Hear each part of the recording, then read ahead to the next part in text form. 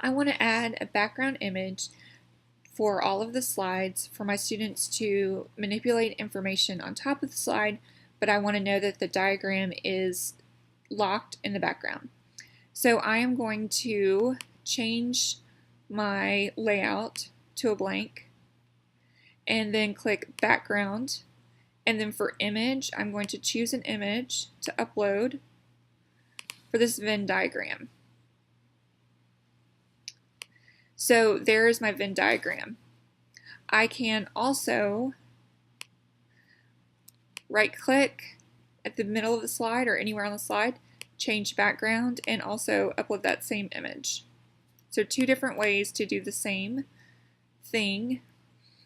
And once that is done, if I want to have one slide per learner, I can right click and duplicate this slide,